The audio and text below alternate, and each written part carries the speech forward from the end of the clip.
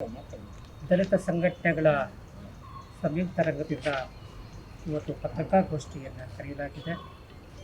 2/6/2025 KPCC ಕಾರ್ಯದರ್ಶಿಗಳಾದಂಥ ಮತ್ತು ರಾಜ್ಯ ಸಂಚಾಲಕರಾದಂಥ ಬೆಳಗನಹಳ್ಳಿ ಮುನಿಯಣ್ಣನವರು ಜಿಲ್ಲಾಡಳಿತದ ಮುಂದೆ, ಅಂದರೆ DC ಕಚೇರಿ ಮುಂದುಗಡೆ, ಅನಾವರಣ ಮುಂದುಗಡೆ ಪುತ್ಲಿಯನ್ನು, ಅಂಬೇಡ್ಕರ್ ಪುತ್ಲಿಯನ್ನು ಇಡಬೇಕು ಅಂತೇಳಿ ಅವರು ಒತ್ತಾಯ ಮಾಡಿ ಅರ್ಜಿಯನ್ನು ಕೊಟ್ಟಿರ್ತಾರೆ. ಆ ಅರ್ಜಿಯ ಮೇರೆಗೆ ಮಾನ್ಯ ಜಿಲ್ಲಾಧಿಕಾರಿಗಳಾದಂಥವರು ಅದನ್ನು ಶಿಫಾರಸು ಮಾಡಿ ರಾಜ್ಯ ಸರ್ಕಾರಕ್ಕೆ ಕಳಿಸಿ, ರಾಜ್ಯ ಸರ್ಕಾರದಿಂದ ಮಂಜೂರು ಮಾಡಿಸ್ಕೊಂಡ್ಬಂದು ಇವತ್ತು ಏನು ನಾವು ಪತ್ರಿಕಾಗೋಷ್ಠಿ ಕರೆದಿದ್ದೀವಿ, ಒತ್ತಾಯ ಮಾಡ್ತಾ ಇದ್ದೀವಿ. ಜಿಲ್ಲಾಡಳಿತಕ್ಕೆ ಜರೂರಾಗಿ ಏಪ್ರಿಲ್ 14ರಂದು 100ಕ್ಕೆ 100 ಭಾಗ ಅಷ್ಟು ಪುತ್ಲಿಯನ್ನು, ಕಂಚಳಿ ಪುತ್ಲಿಯನ್ನು ಅನಾವರಣ ಮಾಡಬೇಕು. ಇಡೀ ಜಿಲ್ಲಾ ಆಡಳಿತಕ್ಕೆ ಮತ್ತು ಈ ಜಿಲ್ಲಾ ಆಡಳಿತಕ್ಕೆ ಒತ್ತು ಕೊಟ್ಟಂಥ ಕೋಲಾರ ಜನಪ್ರಿಯ ಶಾಸಕರಾದಂಥ ಕೊತ್ತೂರು ಮಂಜಣ್ಣವರು ಅವರ ಅನುದಾನವನ್ನು ಕೊಟ್ಟಿದ್ದಾರೆ. ಮಾನ್ಯ ವಿಧಾನ ಪರಿಷತ್ 2 ಜಿಲ್ಲೆಯ ವಿಧಾನ ಪರಿಷತ್ ಸದಸ್ಯರಾದ ಅನಿಲ್ ಕುಮಾರ್ ಅವರು ಕೂಡ ಅನುದಾನವನ್ನು ಕೊಟ್ಟಿದ್ದಾರೆ. ಮುಖ್ಯಮಂತ್ರಿಗಳ ಕಾರ್ಯದರ್ಶಿಗಳಾದಂಥ ನಜೀರ್ ಅಹಮದ್ ಸಾಹೇಬರು ಕೂಡ ಅನುದಾನವನ್ನು ಕೊಟ್ಟಿದ್ದಾರೆ. ಇವರೆಲ್ಲ ಒಟ್ಟಾರೆ ಮತ್ತು ಜಿಲ್ಲಾಡಳಿತವು ಸೇರಿಕೊಂಡು ಈ ಪುತ್ಲಿಯನ್ನು ಅನಾವರಣ ಮಾಡಬೇಕು ಅಂತೇಳಿ ನಾನು ಜಿಲ್ಲಾಡಳಿತವನ್ನು ಒತ್ತಾಯ ಮಾಡ್ತೇನೆ ಮತ್ತು ಮನವಿ ಮಾಡಿಕೊಳ್ತಾ ಇದ್ದೇನೆ. ಓಕೆ, ಎಲ್ಲ ನಮ್ಮ ದಲಿತ ಮುಖಂಡರಿಗೆ ನಮಸ್ಕಾರ. GR ಆರ್ಥೋಪೆಡಿಕ್ಸ್ ಕೋಲಾರ್ ಮೂಳೆ ಚಿಕಿತ್ಸಾ ಕೇಂದ್ರ. ಅತ್ಯಾಧುನಿಕ ತಂತ್ರಜ್ಞಾನ ಬಳಸಿ ಎಲ್ಲ ಮೂಳೆ ಸಂಬಂಧಿ ಸಮಸ್ಯೆಗಳಿಗೆ ಪರಿಹಾರ. ಜಾಯಿಂಟ್ ರಿಪ್ಲೇಸ್ಮೆಂಟ್, ಸ್ಪೋರ್ಟ್ಸ್ ಸಂಬಂಧಿ ಸಮಸ್ಯೆಗಳು, ಮೂಳೆ ಮುರಿತ, ಸ್ಪೈನ್ ಶಸ್ತ್ರಚಿಕಿತ್ಸೆಗಾಗಿ ನುರಿತ ಮೂಳೆ ತಜ್ಞರನ್ನು ಸಂಪರ್ಕಿಸಲು 7022532255ಕ್ಕೆ ಇಂದೇ ಕರೆ ಮಾಡಿ.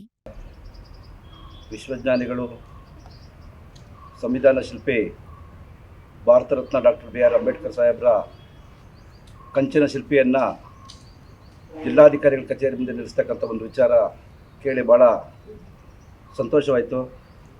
ಈ ವಿಚಾರಕ್ಕೆ ಸಂಬಂಧಪಟ್ಟಂತೆ ನಮ್ಮ ದಲಿತ ಸಂಘಟನೆಗಳ ಮುಖಂಡರುಗಳು, ನಮ್ಮ ಬೆಳಗನಹಳ್ಳಿ ಮುನಿಯಣ್ಣನವರು, ನಮ್ಮ ಮುನ್ರಾಜಣ್ಣವರು ಎಲ್ಲರೂ ಸೇರಿ ಶ್ರಮಪಟ್ಟಿರ್ತಕ್ಕಂಥ ಒಂದು ಈ ವಿಚಾರದಲ್ಲಿ ನಾವೇನಿವತ್ತು ಏಪ್ರಿಲ್ 14ರಂದು ಸಂಪೂರ್ಣವಾಗಿ ಆ ಒಂದು ವಿಚಾರದಲ್ಲಿ ಎಲ್ಲರೂ ಕೂಡ ಕರ್ನಾಟಕ ದಲಿತ ಪ್ರಜಾಸೇನೆ ವತಿಯಿಂದ, ಎಲ್ಲ ದಲಿತ ಸಂಘಟನೆಗಳ ವತಿಯಿಂದ ಸರ್ಕಾರಕ್ಕೆ ಅದಕ್ಕೆ ಶ್ರಮಿಸಿರ್ತಕ್ಕಂಥ ಶಾಸಕರಿಗೆ ಎಲ್ಲರೂ ಕೂಡ ಹೃತ್ಪೂರ್ವಕವಾದಂಥ ಧನ್ಯವಾದಗಳನ್ನು ಅರ್ಪಿಸ್ತಾ ಇದ್ದೀನಿ.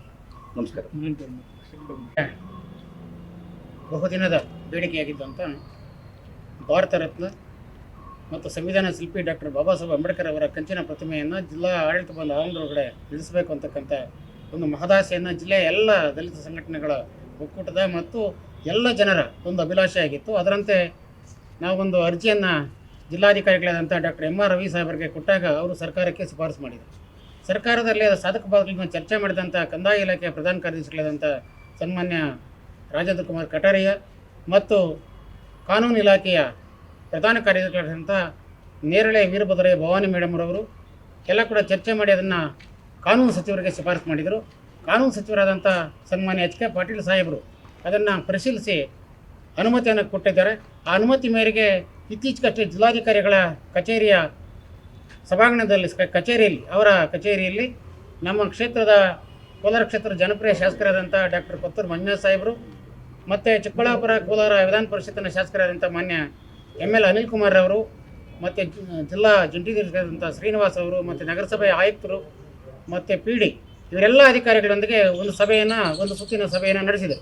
ಆ ಸಭೆಯಲ್ಲಿ ಏಪ್ರಿಲ್ 14ರ ಒಳಗಡೆ ಪ್ರತಿಮೆ ಉದ್ಘಾಟನೆಗೆ ನಾವು ಎಲ್ಲ ರೀತಿಯ ಕ್ರಮಗಳನ್ನು ಕೈಗೊಳ್ತೀವಿ ಅಂತಕ್ಕಂಥ ಮಾತನ್ನು ನಮ್ಮ ಶಾಸಕರು ಮತ್ತು ವಿಧಾನ ಪರಿಷತ್ತಿನ ಸದಸ್ಯರು ಹೇಳಿದರು. ಅವರ ಅನುದಾನದಲ್ಲಿ ಶಾಸಕರಾದಂಥ ಡಾಕ್ಟರ್ ಕೊತ್ತೂರು ಮಂಜುನಾಥ್ ಸಾಹೇಬರು 50 ಲಕ್ಷ ರೂಗಳನ್ನು ಮತ್ತು ಅನಿಲ್ ಕುಮಾರ್ ಮತ್ತು ನಮ್ಮ ಮುಖ್ಯಮಂತ್ರಿಗಳ ರಾಜಕೀಯ ಕಾರ್ಯದರ್ಶಿಗಳು ಹಿರಿಯರಾದಂಥ ಸನ್ಮಾನ್ಯ ನಸೀರ್ ಅಹಮದ್ ಸಾಹೇಬರು 12.5 ಲಕ್ಷ ರು ಮತ್ತು ಅನಿಲ್ ಕುಮಾರ್ ಅವರು 12 ಲಕ್ಷ ರು ಕೊಡ್ತಕ್ಕಂಥ ಒಂದು ತೀರ್ಮಾನವನ್ನು ಕೊಟ್ಟು ಪತ್ರವನ್ನು ಕೊಟ್ಟಿದ್ದಾರೆ. ಇದಕ್ಕೆ ಪೂರಕವಾಗಿ ಸರ್ಕಾರಕ್ಕೆ ಕೊಟ್ಟು ಸರ್ಕಾರದಿಂದ ಇಲಾಖೆಯಿಂದ ಸುಮಾರು ಅನುದಾನವನ್ನು ಕೇಳಿ ಸರ್ಕಾರದಿಂದ ಏನಾದರೂ ಸಾಲದೆ ಬಂದಲ್ಲಿ ನಾನೇ ಸ್ವಂತ ಕೊಡ್ತೀನಿ ಅಂತ ನಮ್ಮ ಕೋಲಾರ ಶಾಸಕರಾದಂಥ ಡಾಕ್ಟರ್ ಕೊತ್ತೂರು ಮಂಜುನಾಥ್ ಸಾಹೇಬರು ಹೇಳಿದ್ದಾರೆ. ಅದಕ್ಕೆ ಎಲ್ಲರ ಪರವಾಗಿ, ಎಲ್ಲ ಸಮುದಾಯಗಳ ಪರವಾಗಿ ಮತ್ತು ಇಲ್ಲಿರ್ತಕ್ಕಂಥ ಎಲ್ಲ ಮುಖಂಡರ ಪರವಾಗಿ ನಾನು ಡಾಕ್ಟರ್ ಕೊತ್ತೂರು ಮಂಜುನಾಥ್ ಅವರನ್ನ ಮತ್ತು ಅನಿಲ್ ಕುಮಾರ್ ನಸೀರ್ ಅಹಮದ್ ಸಾಹೇಬ್ ಅವರನ್ನ ವಿಶೇಷವಾಗಿ ಜಿಲ್ಲಾಡಳಿತವನ್ನು ನಾನು ಅಭಿನಂದಿಸ್ತೇನೆ. ಇದು ಅತ್ಯಂತ ಸಂತೋಷಕರವಾದಂಥ ವಿಚಾರ. ಇದರ ಎಲ್ಲರೂ ಸೇರಿ ಒಂದು ಕಾರ್ಯ ಮಾಡ್ತಕ್ಕಂಥದ್ದು ನಮ್ಮೆಲ್ಲರ ಆದ್ಯ ಕರ್ತವ್ಯ ಅಂತ ನನ್ನ ಮಾತನ್ನು ಬಂಧುಗಳೇ, ಈ ದಿನ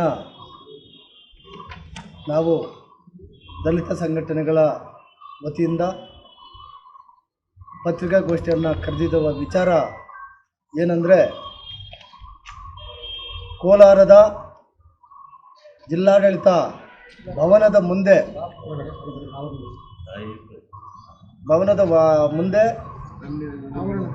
ಬಾಬಾ ಸಾಹೇಬ್ ಅಂಬೇಡ್ಕರ್ ಅವರ ಕಂಚಿನ ಪುತ್ಥಳಿಯನ್ನು ಇಡಬೇಕಂತ ಬಹಳ ವರ್ಷಗಳ ಒತ್ತಾಯ ಆಗಿತ್ತು.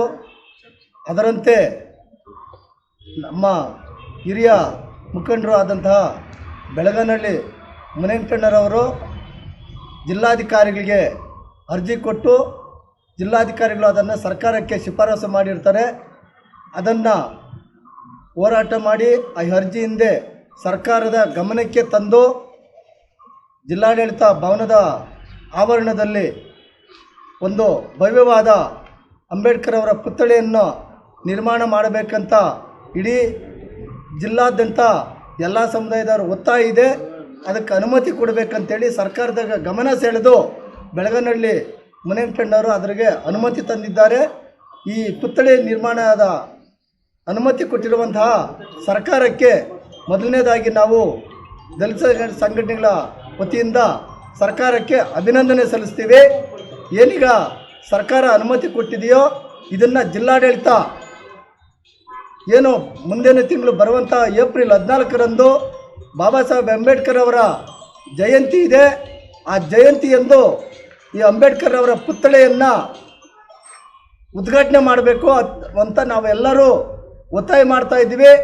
ಏನು ಈ ಅನುಮತಿ ಕೊಟ್ಟಿರೋದ್ರಿಂದ ಸಮಾಜ ಕಲ್ಯಾಣ ಇಲಾಖೆ ಅಧಿಕಾರಿಯಾದಂಥ ಶ್ರೀನಿವಾಸರವರು ಬಹಳ ಅತಿ ಜರೂರಾಗಿ ಶ್ರಮವಹಿಸಿ ಜಿಲ್ಲಾಧಿಕಾರಿಗಳ ಗಮನವನ್ನು ಸೆಳೆದು ಅವರು ಕೂಡಲೇ ಕಾರ್ಯಪ್ರವೃತ್ತರಾಗಿ ಅದರ ಕಾರ್ಯವನ್ನು ಪ್ರಾರಂಭ ಮಾಡಿಸ್ಬೇಕಂತೇಳಿ ನಾವು ಒತ್ತಾಯ ಮಾಡ್ತೀವಿ. ಜಿಲ್ಲಾಡಳಿತ ವತಿಯಿಂದ ಪುತ್ಥಳಿ ಅನಾವರಣ ಬಗ್ಗೆ ಕೋಲಾರ ವಿಧಾನಸಭಾ ಕ್ಷೇತ್ರದ ಶಾಸಕರಾದಂತಹ ಕತ್ತೂರು ಮಂಜುನಾಥ್ ಸರ್ ಅವರು, ಅದೇ ರೀತಿ ವಿಧಾನ ಪರಿಷತ್ ಸದಸ್ಯರಾದಂತಹ ಅನಿಲ್ ಕುಮಾರ್ ಅಣ್ಣನವರು ಸಹ ಬಹಳ ಅತಿ ಜರೂರಾಗಿ ಇದನ್ನು ಕಾರ್ಯ ಪೂರೈಸಬೇಕೆಂದೇಳಿ ಬಹಳ ಆಸಕ್ತಿ ವಹಿಸಿದ್ದಾರೆ.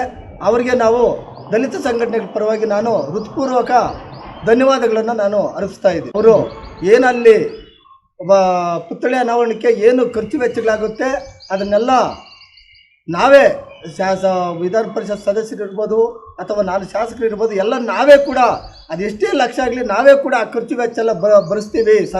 ಜಿಲ್ಲಾಡಳಿತಕ್ಕೆ ಜಿಲ್ಲಾಧಿಕಾರಿಗಳನ್ನ ಬೆರೆತು ಅದನ್ನು ತುರ್ತಾಗಿ ನಾವು ಪೂರೈಸ್ತೀವಿ ಅಂತ ಕೂಡ ನಮಗೆ ಹೇಳಿದ್ದಾರೆ.